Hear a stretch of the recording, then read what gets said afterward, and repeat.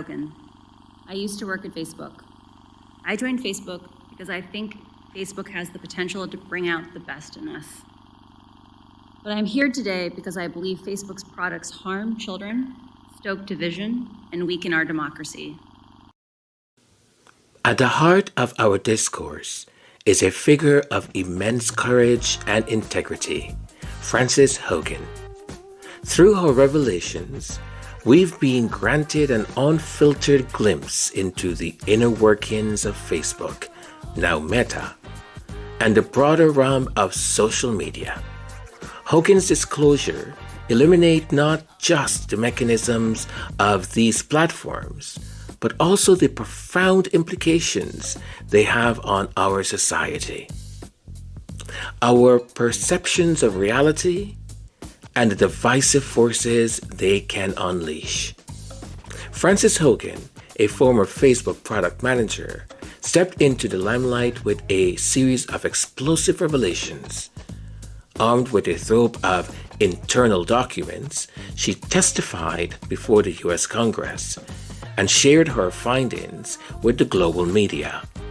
Her testimony laid bare a troubling truth that Facebook, and by extension many social media platforms, have been designed in ways that prioritize engagement over safety, often amplifying hate, misinformation, and division to keep users hooked.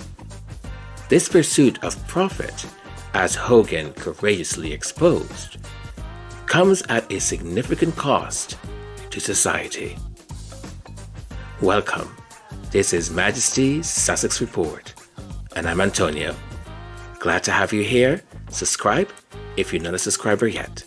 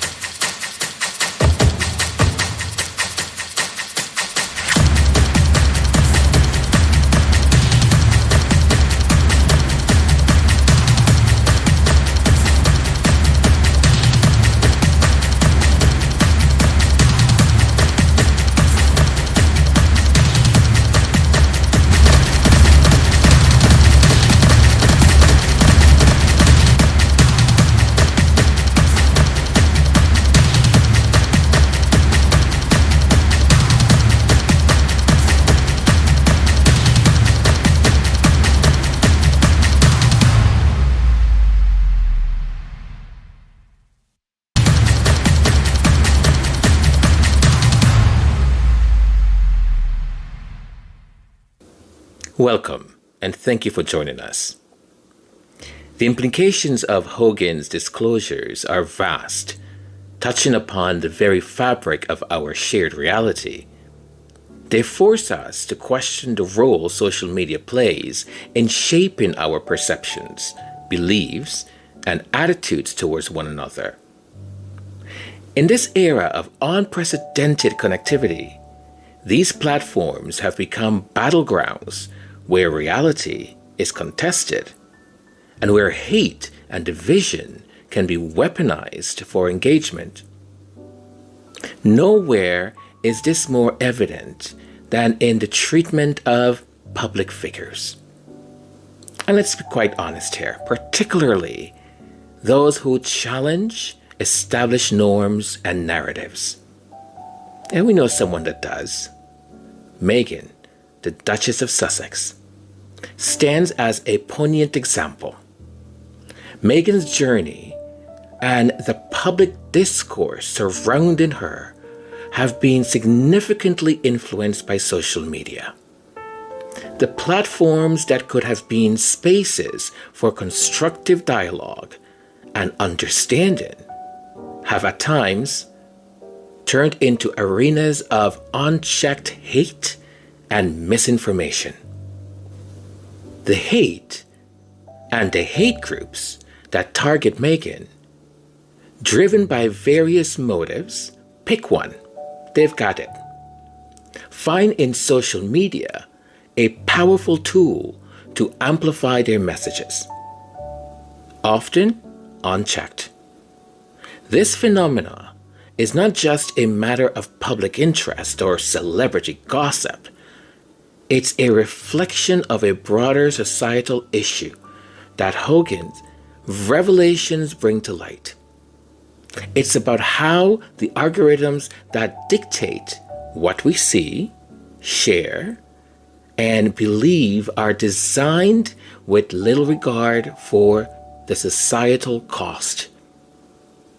How they can deepen divisions, erode trust in institutions, and make it harder for voices of reason and compassion to be heard.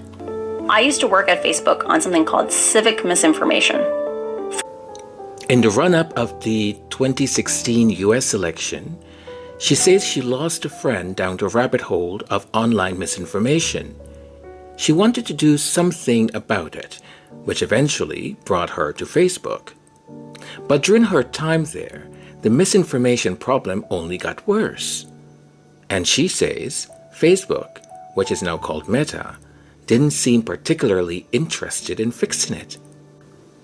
They even dissolved their civic integrity team in 2020. And when that happened, she realized it wasn't going to be possible to change Facebook from the inside. Frances Hogan became a whistleblower. Good afternoon, Chairman Blumenthal, Ranking Member Blackburn, and members of the subcommittee. My name is Frances Haugen. I used to work at Facebook. I joined Facebook because I think Facebook has the potential to bring out the best in us. But I'm here today because I believe Facebook's products harm children, stoke division, and weaken our democracy.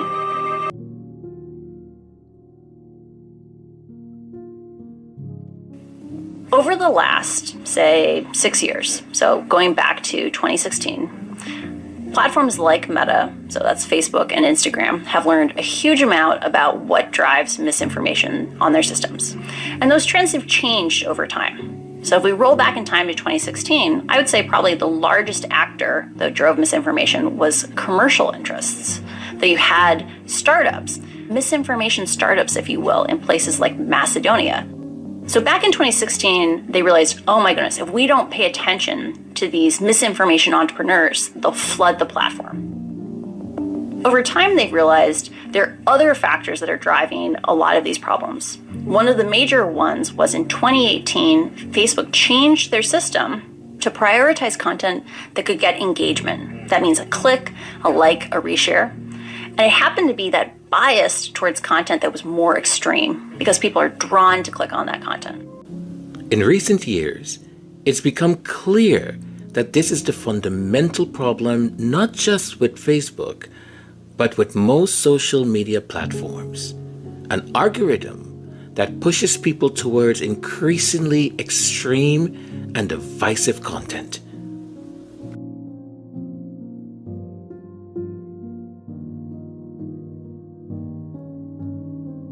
I would say it even starts more tame than that. You have people who aren't even questioning the protocol. There's people who want to learn about the protocol. But then, the Facebook algorithm kicks into gear. Let's imagine there's 100 pieces of COVID content. That content doesn't get evenly distributed throughout the system. A lot of that content will circulate in, say, Facebook groups, which might have hundreds of thousands of members. And content that is more likely to get a click will get sorted to the top of the pile. So let's say every day you get a couple thousand pieces of content from that group, but only maybe 20 pieces of content actually get sent to people's inboxes. If you have a bias in your algorithm, the most extreme content is the one that you see. And there are little choices in how the products are designed that amplify this effect. So for example, if you have a post where people start fighting, every new comment on that post will bump the post back up to the top of the feed. So if you have, let's say, a mom's group, and someone writes in saying, one of my children has leukemia, I'm thinking about vaccinating the rest of the family, what should I do? You'll often get a pile-on where people will begin saying how dangerous this is. To be clear, this hypothetical moms group could be filled with thoughtful, rational people making thoughtful, rational posts. But there is no drama in someone sharing public health data showing that vaccines are safe. The post that is devolved into a screaming match, now that one, on the other hand, is engaging. So Facebook prioritizes that post over the other one because the other one is just simply boring because it's just giving you the facts. And so if you were just a normal, rational person and you saw the same posts showing up at the top of your feed over and over again saying how dangerous something is, you might come to the conclusion it was dangerous too. What I desperately need my fellow white people to stop doing is acting aloof or confused or you don't see the racism that is happening. Stop it. I don't believe for a second that you don't see the racism that Meghan Markle faces, that other black women face, that indigenous and other people of color face. I don't believe for a second that you don't see and recognize it. People do, in fact, hate Meghan Markle for no other reason than she is black. And you sitting up here and acting like it must be something else about her that people don't like is wild. When someone says that they are experiencing racism, and at minimum, an unconscious bias, I believe them. But I don't even need to hear that directly from Meghan Markle because I have eyeballs and I have a brain and I see what is happening. We see it in how drastically different the media covers her versus Kate. Kate holds her pregnant belly and it's the cutest thing they have ever seen. But if Meghan does it, oh, it's a whole meltdown. If Meghan smiles too much, she's faking it. If she doesn't smile enough, she's a bitter black woman. I am no longer accepting this confusion from my fellow white people when it comes to racism. It's happening. You can see it. Stop pretending like you can't. When we look at the stats on COVID-19 misinformation specifically, I worked on a project at Facebook that was looking at targeted misinformation. And as part of that project, we divided the United States into 600 sub-communities. When we looked at who received the misinformation, 80% of the COVID misinformation went to 4% of the population in the United States. And so the average person saw very little COVID misinformation, but a small number of people, it was like their whole feeds.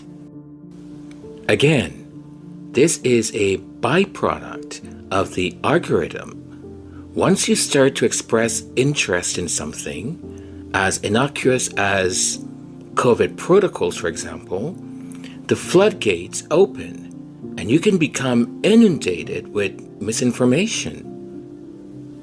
But what's even more concerning is that this misinformation may not even be coming from people you know.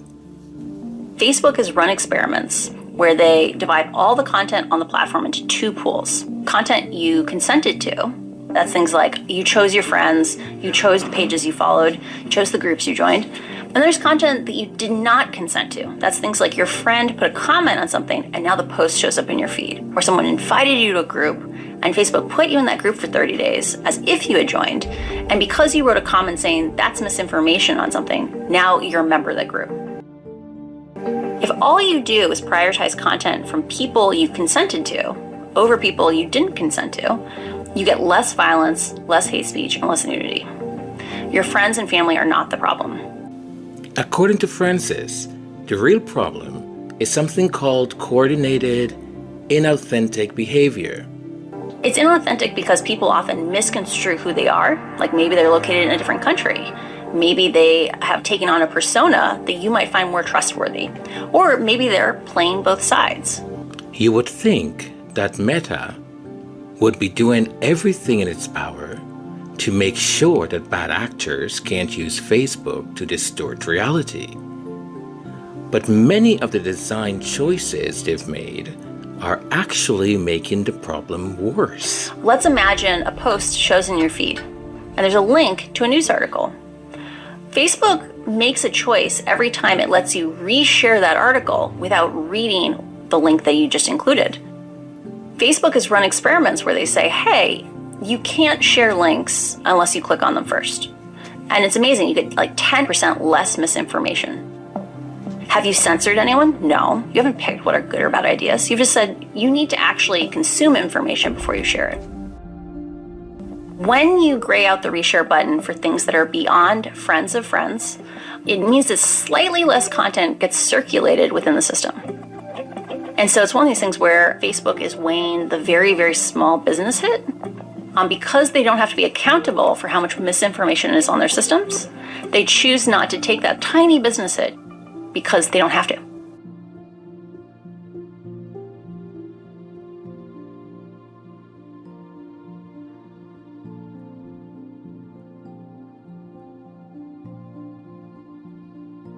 You have to make a conscious choice to spread this information further. We're going to gray out the reshare button. That single action has the same impact on misinformation that the entire third-party fact-checking program has. They'll send misinformation both to conservative groups and to liberal groups. They might push out a narrative to make it look like it's coming from everywhere at once. They might jump on people's posts of people who are trying to debug that misinformation and make them look not credible. That coordination is very, very dangerous because it makes it look like a different reality exists. I really believe in the power of people directing information to people. You know, back in 2008, when we got the news feed, no one was saying Facebook is ruining democracy, right? I talked about earlier the idea that Facebook has run experiments where if they just give you what you asked for and not what they think you want, you get less violence, less hate speech, less nudity. I think social media that helps us connect with our friends and family is really, really powerful. Communications that are facilitated and directed by computers are very, very dangerous because computers don't understand the side effects of how they were programmed. And that's really unsafe. The truth is very important. No matter how negative it is imperative that you learn the truth. Not necessarily the facts. I mean, that can come. But the facts can stand in front of the truth and almost obscure the truth. It is imperative that students learn the truth of our history. However sad, however mordant, however terrible, we must know it. The only way out of something is all the way through it. You must see it, read it, study it, and then you can pass through it. You see, it is imperative that young white men and women study the Black American history. It's imperative that blacks and whites study the Asian American history. You should know that the Asians built these railroads, that they were brought here, as Maxine Hong Kingston said, to Gold Mountain in the 1850s and 1840s, unable legally to bring their mates for 8 decades. It's important that you know that. Otherwise, how can you make friends? Only equals make friends, you see? In bringing these issues to the forefront, Frances Haugen has not just taken a stance against a tech giant, she has sparked a global conversation about the future of our digital lives and the kind of world we want to create. It's a conversation about accountability, about ethics, in technology, and ultimately about the kind of society we want to be. It's a battle for reality, indeed, but also a battle for the soul of our digital age. And with generative AI gaining more prevalence, we have a lot to stay aware of. As we continue to navigate these tumultuous waters, let us draw inspiration from Frances Haugen's bravery and resilience. Let us remember the importance of questioning, of staying informed, and of holding those in power accountable. And let us not forget the real human cost of digital discord, as exemplified by the experiences of the Duke and Duchess of Sussex, especially the Duchess of Sussex, Meghan. and countless others who have faced the dark side of social media's power. This speaks directly to one of the Sussex's initiatives, the Archwell Foundation Parents Summit, Mental Wellness in a Digital Age, where parents have suffered the loss of a child due to the social media and are advocating with these platforms to create real safeguards to protect children. This is not just about the fight against misinformation and hate. It's about striving for a digital landscape where truth, integrity, and kindness can flourish. Let us commit to being part of the solution, advocating for change, and supporting those who, like Megan, find themselves in the crosshairs of digital dissonance. Be alert and aware of the information you consume. Does love have an open door? Welcome, stranger. Give us your tired and poor. All those in need. Oh, dreamer. Teach us to dream again. Oh, children, we wanna see again. Oh, what a beautiful world, what a beautiful world. Oh, what a beautiful world, what a beautiful world. Come every weary soul, find your haven, liberty is for all who can breathe free. Oh, dreamer, muéstranos la verdad. Oh, queremos la verdad. Oh, what a beautiful world, what a beautiful world. Oh, what a beautiful world, what a beautiful world. We say land of liberty, pretend equality, let freedom reign. Quiero libertad. Does the cost of security bankrupt our humanity? Quiero libertad. Quiero libertad. Does love have an bello mundo de amor, bello mundo de amor. Welcome, stranger. Does love have an bello mundo de amor, bello mundo de amor. All those in need. Oh, what a beautiful world. Oh, what a beautiful world. Oh, bello mundo de amor, what a beautiful